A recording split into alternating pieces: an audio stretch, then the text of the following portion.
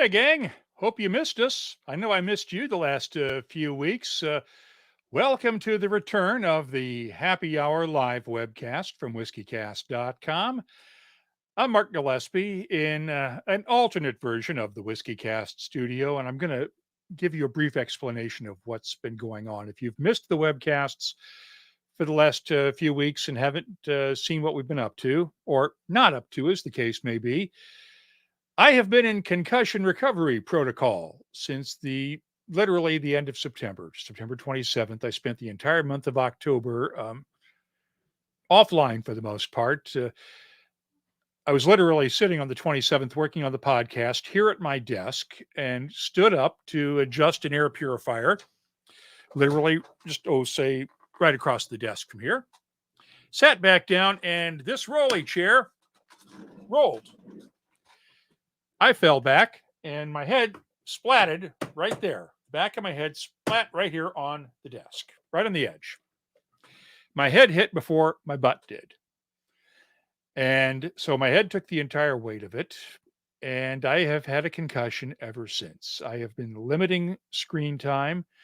The podcast has been out a few days late, and the reason we're using this alternate setup is because I am still not 100%. Bright lights throw me off, and I normally use a lot brighter lights than what I'm using today for our regular setup over at the bar table. But if I do that, we're going to be doing about a 10-minute webcast, frankly, and then I'm going to be in bed for the rest of the night because my head will be hurting.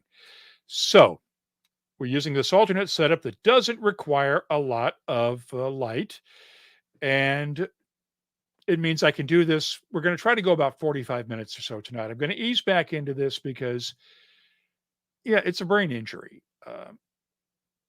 90% of the time, I'm okay. The other 10% of the time, I wouldn't wish on my worst enemy.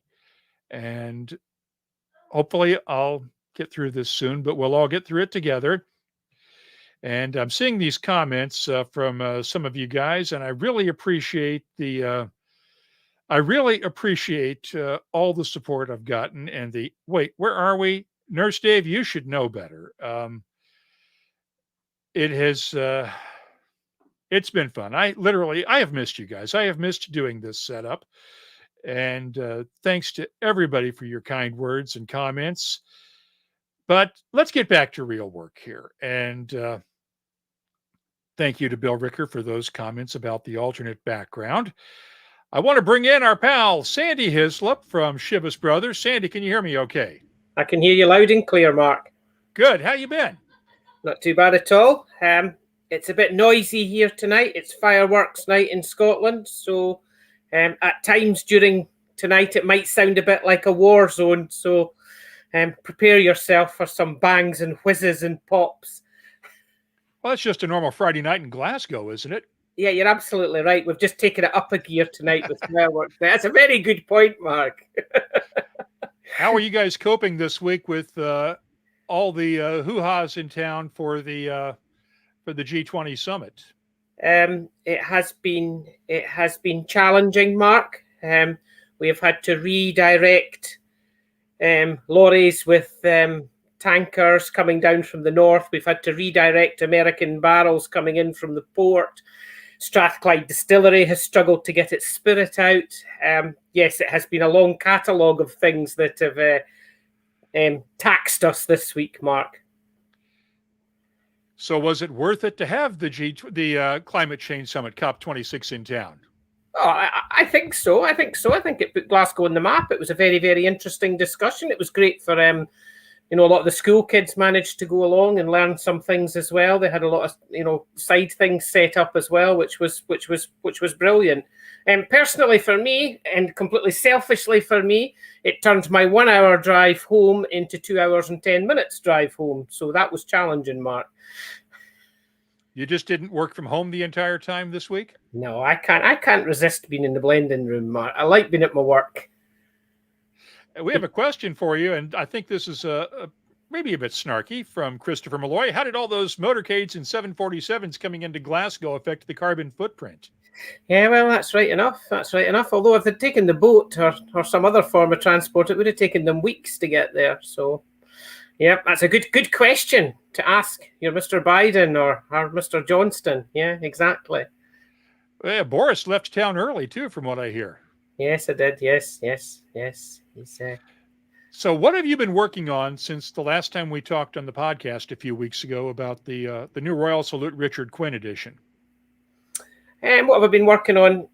We've been doing a lot of work at Scapa. We've been doing some different kind of barley trials at Scapa, which has been really interesting. I've kind of targeted all the experiments through Scapa recently because it's a nice small distillery to run small batches. So we've had some smoky malted barley going through. We've had some different kinds of yeast trials going on at the moment. So that's been really exciting. It's been good to see those samples coming in. And also, I've now been able to travel back up to Speyside to the distilleries again. I'm now been released from the clutches of COVID. So that's been great to get back up and see all my chums in the north. That's been first class.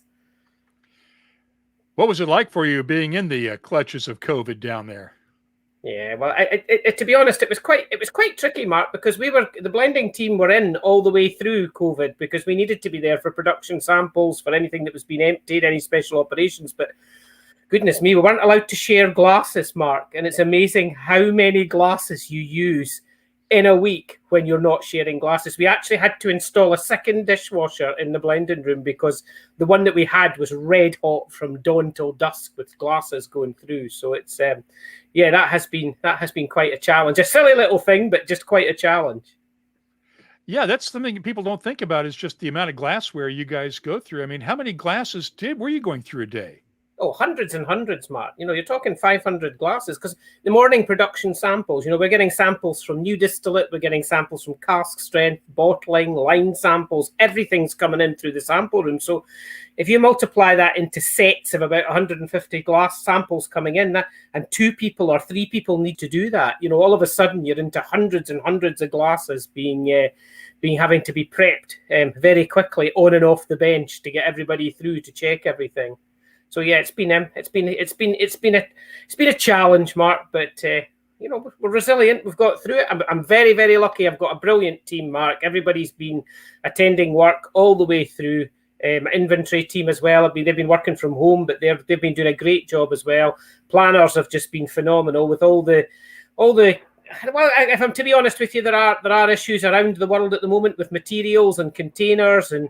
We have had issues with materials for glass or caps or labels or cartons. So there's been a lot of changes in the plans. The whiskey industry is doing incredibly well at the moment. We've a very, very full order book, but we're working overtime the weekend and at nights as well. So it's been a challenging time with an ever-changing plan. Yeah, how are you coping with that? I know whiskey companies all over the world are having trouble getting glassware. And getting bottles and getting corks and even getting labels printed, much less getting finished products out to the market.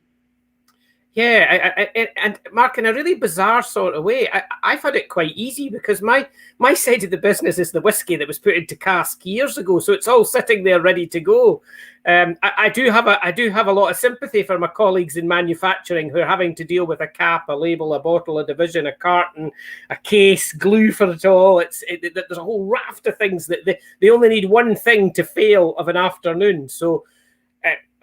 The blending team, the planning team have had to be really agile. We've had to make sure that we have contingency vattings ready at all times to jump onto other things if materials are short. So, but to be perfectly honest, the team in manufacturing bottling have done a brilliant job of keeping things going. It has been pretty hairy at times, but we're going to get there. Just a quick question we got to answer out of the chat rooms from Christopher Malloy. The YouTube chat, super chat is missing. We always had the ability to post comments in there, but we never really had the super chat function that a lot of folks are used to. I know Scotch Test Dummies use that on some of their YouTube broadcasts and things. We've never had the super chat as far as I know, because I never set it up. But let's go to a question now from Donner Pass Whiskey. He wants to hear you talk about blending Chivas Regal. He knows Longmorn's in there, but what else can you tell us about what goes into the Chivas 12? Chivas 12 for me, absolute classic expression. To be responsible for that brand, like Royal Salute as well. I'm honoured to look after and be the custodian of these brands during my tenure as master blender. Chivas Regal is a blend with its, how can I best describe it for you, Mark? With its heart set in Speyside. It has a real foundation of Speyside malts, and absolutely correct. Longmorn's in there, Strathyla's in there. We're using a range of different casks in there. We're using butts, hogsheads, barrels. We're using a wide range of whiskies in there as well. And we're using Strathclyde grain as the sort of foundation base to build the malts on. It is a rich, sweet, orchard fruit flavoured blend. It's really smooth, creamy, toffee. That's the way they want to be. My job is not to make Chivas Regal 12 any better, any different. My job is to keep it the same. Continuity is top of the tree for me when making Chivas Regal 12 years old. And John Kalinowski says he's really glad to see the Mizunara version back in local stores. You guys were one of the early adopters of Mizunara Oak for blended Scotch whiskey. I know Dewar's has the Japanese Smooth that they just came out with, but you did one about a year and a half earlier with the Chivas. Yeah. What does Mizunara add to a Scotch blend? Mizunara is amazing. If you're bringing in new virgin Mizunara wood into your inventory from Japan, it brings a lovely spicy, nutty notes into the blend, which are really nice. You get that lovely sort of toasted hazelnut, a little bit spicy, a little bit of resinous in there as well. And we tend to use it for finishing, Mark, because it is quite potent and needs to be monitored quite carefully. You know, we want to still have that Chivas house style in there, complemented by the Mizunara Oak, and we don't want it to overpower. Been a great project for me, Mark, the Mizunara. You know, I was in Japan, went to the cooperage, set up the deal with the chap to buy the casks. We brought them to Scotland. It's one of these ones that I've seen right from conception right through to finished product. It's been a wondrous project that has been hugely successful. It's been really, really well received all over the world. And you're also doing some other stuff with the 13-year-old versions of Chivas Regal. I know that there's the Manchester United version for some soccer fans, and you're doing some other things with that 13-year-old version too. Yeah, we have the Chivas Regal 13-year-old extra range, which has a rum finish, it has tequila finish, it has rye finish, and we have selectively sherry matured as well. So that's a cracking little selection of variants of Chivas that everyone can try. And I would encourage people to try and find a bottle of these Chivas 13-year-old and compare it to Chivas Regal 12 years old. So you can see the subtle influence of the wood in these blends. It's really my prime concern was to make them discernibly different from the Chivas Regal 12 so that people could get that sweet, fruity flavors that they love from Chivas Regal, but just an extra little twist to them. Now we have Christopher Malloy appears to be a Glen Keith fanatic because he's asking questions a couple of times about this already. He wants to know about not only the Glen Keith single malt, which I know you work on as well and have released a little bit of recently, but about how it contributes to the Chivas Regal expressions. Yeah, Glen Keith is a distillery that hasn't always been in continuous production. It has been in and out of production over the years. So it's one that I'm using. I use a little bit in Chivas Regal, and it has that lovely sweet Speyside character, but it's a little bit malty in there as well. How best can I describe it? A little bit of malty biscuit in there. It gives it a bit of body and consistency to the blend. It contributes to that. And let's see here. Whiskey Canuck, our pal up in Quebec, with a long-established blend like Chivas Regal, is your priority to maintain consistency with the past, or do you and your predecessors, have you updated that blend over the years to match changing preferences in the marketplace? That's a really good question. And it's a very firm answer that my job is absolutely not to change Chivas Regal 12-year-old.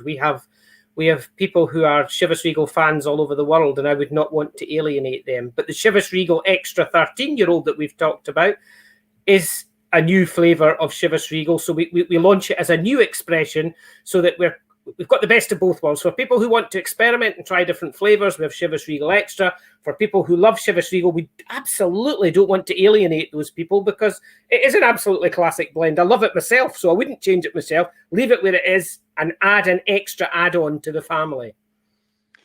Now, I got to ask, switching to another single malt distillery, because you're also responsible for keeping Alan Winchester and his boys over at the Glenlivet in line. Absolutely. Alan has been known to watch these webcasts from time to time, so I got to hear your best Alan Winchester story. Oh goodness me, what's my best Alan Winchester story? God, I've got lots of them. I travelled to India with them once, and we went to look at a distillery in India together. And my goodness, by the time I came back, I felt like I was on carer's allowance looking after him. He lost his card. He was getting lost. Oh my goodness, he was some boy. So he is. But do you know what? Alan is great fun to be with. Yes. Encyclopedic knowledge of Scotch whisky. You know, I still, in fact, and this is not a word of a lie, Mark. I was speaking to him this afternoon. You know, and he's been retired now for well over a year. I keep in touch with. We're both huge collectors of anything to do with Scotch whisky, any old Scotch whisky paraphernalia, whether it be old slide rules or dipsticks or hydrometers or books. He is my biggest competitor, Mark, when it comes to collecting books. In fact, I think he's got the edge on me at the moment, and I'm not very happy about it, to be honest.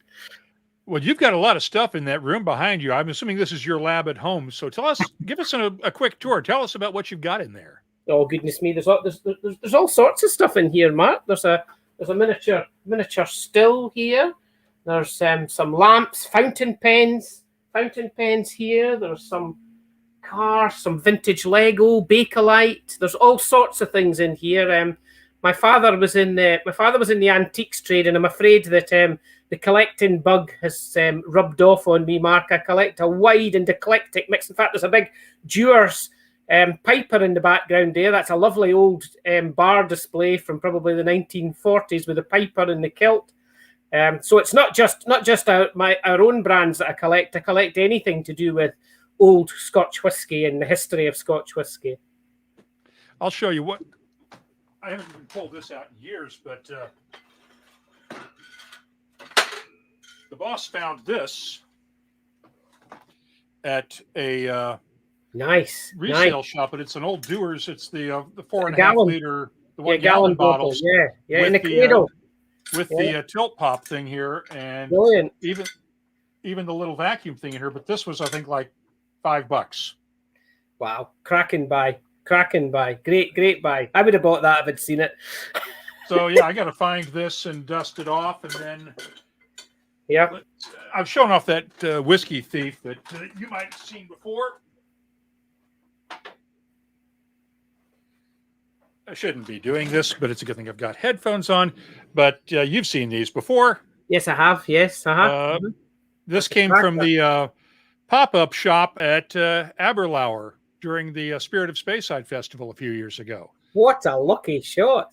That everybody cleans out their closets in the town of Aberlour and brings stuff out, and this was somebody's whiskey thief that they had, complete with the fishing line. That is unbelievable that you managed to come all the way to Scotland and got yourself an absolute little gem. That was well done. Well done. Yeah, 20 quid.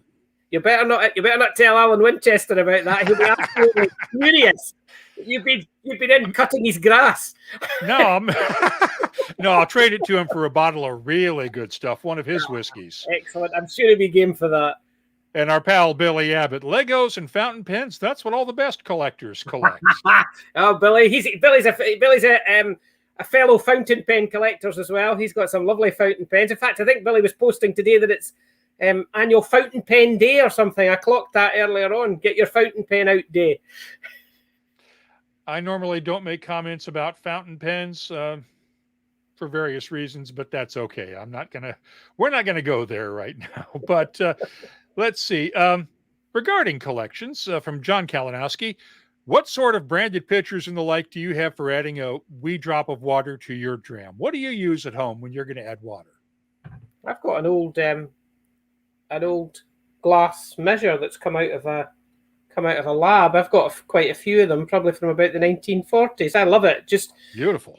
Graduated down the side in ounces. It's not even in mils, but I have quite a few of them. In fact, in true Hyslop tradition, I bought one, I bought two, and now I'm like officially collecting them. They're all over the place here. I've got, big ones, small ones, all different sizes. But they're perfect. They're really good in the hand for pouring, and we sometimes use them in the sample room for diluting samples when we're testing them. You need an intern to do the dusting around there. Oh, yeah. To be honest, the current Mrs. Hyslop never comes out to the Hyslop vault ever. It's uncharted water for her. Yeah, I know that feeling. It's somebody will say, you really should dust this once in a while. And I'm going, and for water, this is why I use just a pipette with the eyedropper with fresh water. But let's see. Donner Pass Whiskey has another. Let's get back to whiskey for a second. Do you have an archive of samples going back decades to refer to so you keep that continuity when you're making batches? I'm assuming you do, but tell us about the archive. Yeah, we do. I have an archive of bottling blend samples, and I have an archive of interesting cask samples as well. I've kept a lot of cask samples over the years from old projects. From when I'm making something like Royal Salute, 38 years old, we sample every single cask from that and nose it and build up the blend in miniature in the blending room. So if there are any outstanding casks in that, I tend to hold on to it. To be honest, it's just because I'm a total hoarder. We have a separate store that's about 100 yards away from the sample room, and we load them up from time to time, and we have racking put in there, and I keep all the samples in there. So we have lots and lots of samples from distilleries that are no longer in existence. And remember, I've worked on a lot of brands now that are not part of the group. There's I've worked on Lafroig and Ardbeg and Pulteney and Glendronach and Ardmore and all these. So we've got lots of samples of that as well that are historic samples that we've kept from the inventory at the time when we've been testing and formulating blends. So it's not just about Glenlivet and Aberlour. The hoard is immense. Now, did those samples come from when those brands were part of what is now Chivas Brothers, or how did that work out? Yeah, absolutely. When I was working on them at the time, when we were checking the new distillate, when we were formulating things like Glendronach 15-year-old or the Ardbeg 10, Lafroig 10, the quarter cask, all these things, the samples.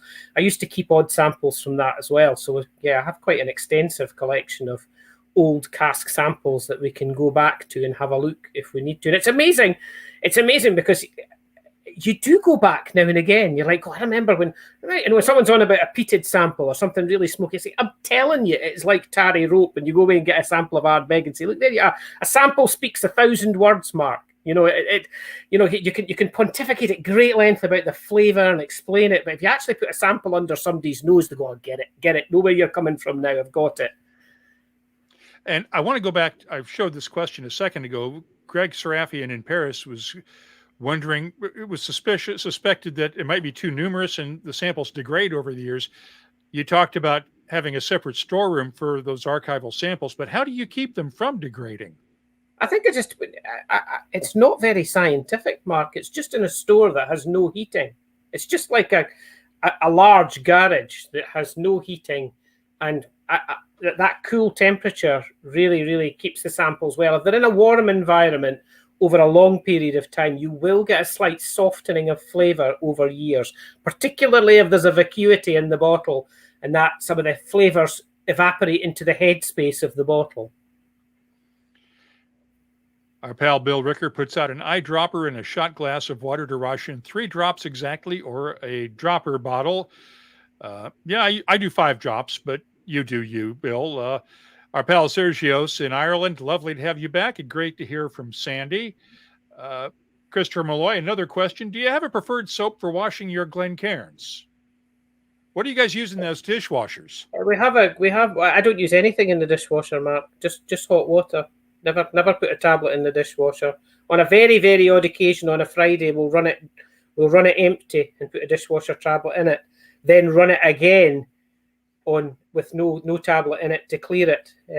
Very, very seldom will we use. Only if we're doing something like peated, rum cask, anything like that will we have to resort. And even then, Mark, we tend to just put that in the sink and give it a soak overnight rather than put it in the dishwasher. So no, the dishwasher, I would say once a month we put a tablet through the dishwasher.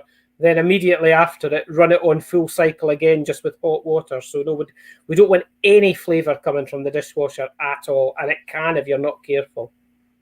I know I generally wash mine by hand for the most part, and we'll just run hot water in them with maybe just a little bit of residual soap on the washcloth that I'm using at the time, but then rinse it well. Adam Spiegel, our pal out in Sonoma County, California, what percentage of your blends comes from rolling forward whiskey from the previous blend? That would almost seem like a Solera type blending method to me. Is that the case, or do you guys make a fresh batch each time? Depends on the product. Products like Ballantine's Finest or Chivas Regal 12-year-old, each batch is made up in its own right and needs to be perfect every time.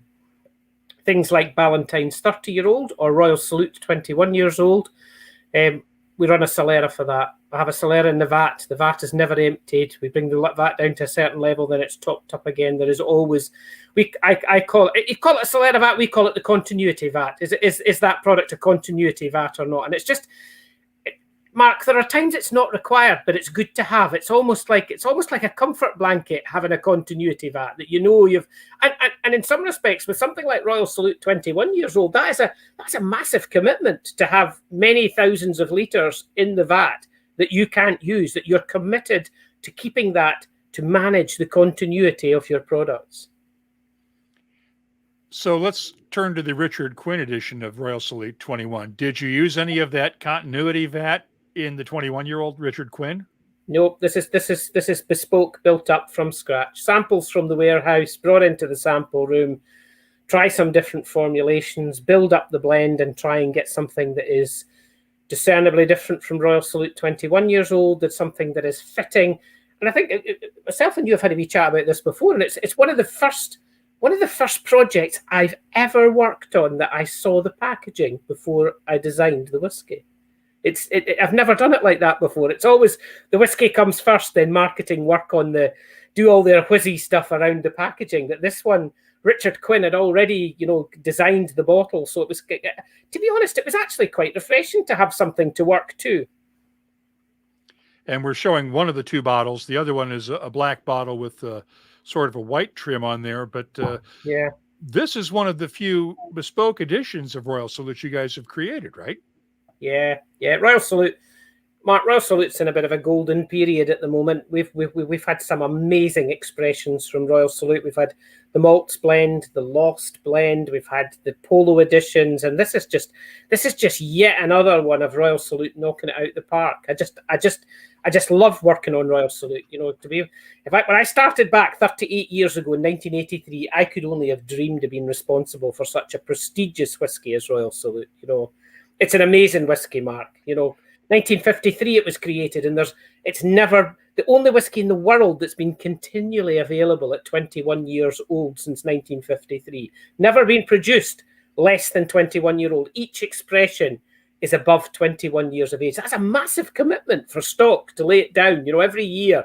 And painstakingly for me, Mark, and I'm not very happy to admit this, but the new distillate that I'm testing this week from Glenlivet, from Aberlour, from Longmorn, from Breval, from all these distilleries, and the casks that I'm selecting for that to go into, I won't see that bottled as Royal Salute now. I'll be retired when that comes out 21 years old, 21 years later now. So my team love to remind me of that, Mark. Yeah, but Queen Elizabeth will probably still be on the throne in 21 without years. a doubt. Without a doubt, yeah, absolutely. She'll still be king of the castle. What are you planning for the 70th anniversary? We're getting close to that in a little over a year from now. Yep, platinum anniversary. Yeah. I've got lots to tell you about. We'll need to do it on another show. The Royal Salute team would go absolutely mental if I let the cat out the bag tonight. Oh, they're not watching. They'll never hear about this. Oh, I'm somebody that needs policed heavily, Mark. I'm somebody who needs policed heavily. I'm sure there are people listening to my every move at the moment. We have something really exciting for that, Mark. Something really special in the pipeline for that, and I would be delighted to share it with you when it comes out. Sergios has a good question. How many different malts go into the Chivas 12 blend, and is Glengoyne one of them? You guys don't own Glengoyne, so we don't I'm guessing it doesn't unless you get it through a broker, right? Yeah, no, but we do quite a bit of reciprocal trading, Mark. We do quite a bit of trading with all the main players in the industry. The short answer to your question is no, we don't use Glengoyne in Chivas Regal 12 years old, but we are trading with the big players. And but when I say we're trading, Mark, we do not trade mature whiskey. We're only trading new distillate. I want to get the new distillate and bring it in and put it into my own casks and mature it in my own casks. So it's not like it's a spot purchase of mature whiskey to make the blend. We're bringing it in, we're maturing it in our own warehouses, in our own casks, so that we can manage the flavour from start to finish. So that's very, very important. I'm not going to be specific about the makes in Chivas, but there's certainly more than 20. Oh, yeah, I would expect so. Plus, you've got to change it around every so often depending on what's available, right? You're spot on, Mark. It needs to be fine-tuned. Chivas Regal blend, the recipe for that is set in November, just now, November, December, it's set. And for the next 12 months, it will not change at all. Then we look at the inventory. I sit down with my head of inventory, Fiona Duff, who's an absolute wizard and keeps me in check all the time when I come up with all these crazy new ideas. She's absolutely brilliant at her job. Great person to have on my team. We sit down and we look at the formula. We look at what's available. I go away and do some work with the blending team, and then we set the flavour for another 12 months and make sure that the continuity is right. Interesting question here from Ben Marnock. And I'm guessing I know where you're probably going to go with the answer on this, but he wants to know if you had any say in the decision to sell Ben Riach and Glendronach back in the day, and why were they chosen to be sold over other distilleries in the portfolio? And we could say the same about Glenallachie just a few years ago. Yeah, well, there's a number of answers to this. Ben Riach was sold before I joined Chivas Brothers because I worked with Allied Distillers, so I had no input into that. The Glendronach sale was quite a simple answer in the respect that when companies merge or take over, the Monopolies and Mergers Commission in the UK can say that you have to dispose of some of your brands because you have too much of a controlling interest on the trade. So we were asked to dispose of a couple of distilleries as part of that, and Glendronach was one of the ones that was chosen. Beam purchased a bit of the company when Chivas Brothers purchased Allied Distillers, so it was a complicated situation, and Lefroy.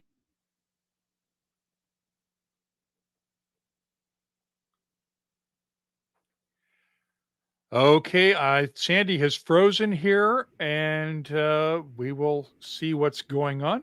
You back? Yep, you got me. You froze for a second there, right in the middle of that. Sorry about that. Go ahead and keep going. Yeah, so sorry, what bit did I get to? I was saying that when Beam bought part of the Allied Distillers portfolio when Pernod Ricard took over Allied, so Ardmore, Lefroy, Glendronach transferred across to Beam at that point. So that was part of a sort of a monopolies merger takeover. That wasn't really a disposal of an asset by the company. It was bestowed upon them rather than a decision, if you understand what I mean. And then, of course, Ben Riach and Glendronach were eventually sold on to Billy Walker and then on to Brown-Forman. So they've changed hands a couple of times right now. Yes. Let's see here. I think we addressed Chivas 18 at one point, but Donner Pass wants to know what goes into it. He's heard high praise for Chivas 18. Yeah, Chivas 18 is an absolutely classic whiskey. It's beautiful. Rich and before that, Billy Abbott piped in, the picture froze because the PR folks didn't like what you were about to say, apparently. And they blocked your signal. There is every chance, Billy, that I've got a big button on their desk that they just hit it when I'm saying stuff that they don't want me to say. So back to Chivas 18. Go ahead. Yeah, Chivas 18, beautiful blend. It's really, really concentrated sweet flavors. It's got that lovely dark chocolate nose to it. There's a bit of licorice in there as well. It's an amazing whiskey. Has a bit, compared to Chivas Regal, it has a little bit more European oak in it than Chivas Regal. Chivas Regal has a lot more American oak. It's got that sweet toffee vanilla coming through in the Chivas Regal. So it's quite the 18 is a big step up for me. I think it's a big step up as in flavor, as in style. It's quite different to Chivas Regal 12 years old. We've had a couple of questions about books, and I'm trying to find the right one here. Yes, Dave Kuhn. What's the one whiskey book any proper whiskey lover should have? What's your opinion on this one? That's a good question. I've referred to the book on New Spirit Whisky Distillation by Nettleton. I think that's a cracking book. Very old book, 1902 it was first printed, but it has been reprinted now. I love it. The detail in it's absolutely perfect. There's some great books out there these days. In fact, Bill, who's been commenting tonight, he's just launched a book himself. So there's lots of good new angles for people to have a read of different things about Scotch whisky and about the history of Scotch whisky. But for me, that book is a classic, and I have referred to that book many times during my career for just inspiration on distillation. And if you asked Alan Winchester the same question, he might come away with the same thing. He might say the same book. We both think that we both have that book. We both have first editions of that book at great expense, Mark, but we had to have one each for our collection. And I am suspecting that also answers Sergio's question, which is the most prized book in your collection. That's it. We've answered two questions with one go. Absolutely. And Dave Kuhn wants to know, who was the author again on that one? He didn't quite understand Nettleton. It. Nettleton is the chap's second name. N-E-T-T, yeah, Nettleton, yes. There's a book that just came out that I just picked up, and let me see, I think I have it over here.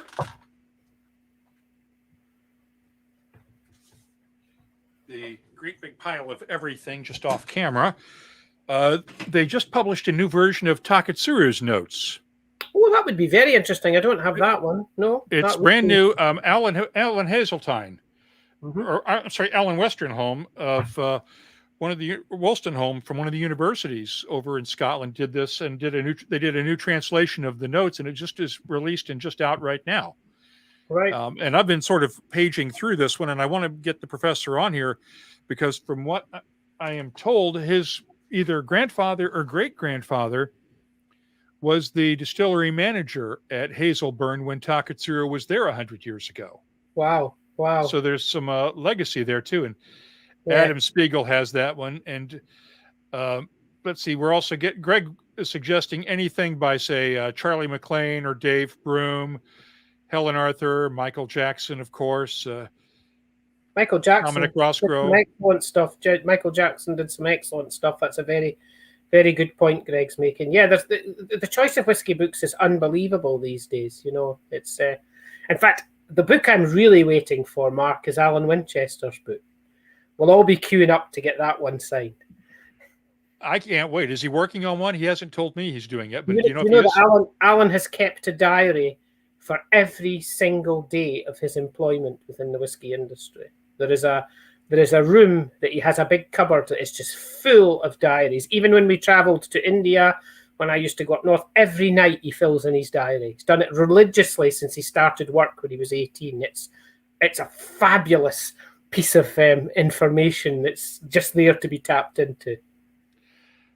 Another good question from Greg Serafian. How does someone as established as you, Sandy, look at creative independent bottlers, folks, and he mentions John Glazer as one of the examples. How do you look at your colleagues out in the blending world who have sort of that freedom to create their own style of whiskeys and without having to follow an established brand? You know, at the end of the day, Mark, I see it as that it's all for the greater good. You know, everything that we're doing is going in the one direction for Scotch whisky. If we are producing something that is really good quality and everyone else is trying their absolute best to produce amazing single casks, it's getting the word out there about the distilleries. I personally don't have an issue with it. I'd have some very good relationships. You know, people like Gordon and MacPhail have been doing this for years. They've been buying new distillate, maturing it, doing their own stocks. You know, I have great respect for them. A great family business producing really, really good whiskies independently. There's a lot of good people out there. And on books, our pal Don Livermore has a new book out about blending Canadian whiskey, and he's done a lot for Canadian whiskey what you've done for Scotch whiskey. I know you guys work together within the portfolio. Absolutely. What's your best Don Livermore story? my best Don Livermore story is when he very first started in the industry. He came and spent a week in the sample room with us. A whole week when he was a fresh-faced young man starting in the whiskey industry. They shipped him off from Canada to Dumbarton, and he spent the week with us in the sample room getting bossed about. It was excellent. And the other book I'm waiting for is the translation that Donner Pass Whiskey talks about the book Udo Sontag did with Jim McEwen. I can't wait to read the English version of Jim's memoir. Yeah, I think that would be a very interesting read. Yeah, very interesting read. Yeah, absolutely. Sergios also wants to know, and he has a parochial perspective on this, being the publisher of the Irish Whiskey magazine. He wants to know your perspective on Irish whiskeys. How closely do you work with Billy Layton and your colleagues over at Irish Distillers? Saw Billy Layton 2 weeks ago. We were at an event in Edinburgh together. Yeah, work quite closely with them. We do.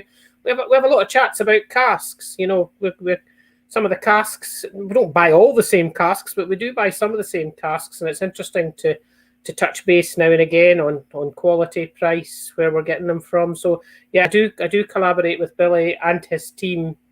Probably once a month, once every sort of 4 or 5 weeks. I'm touching base with them on different projects as well.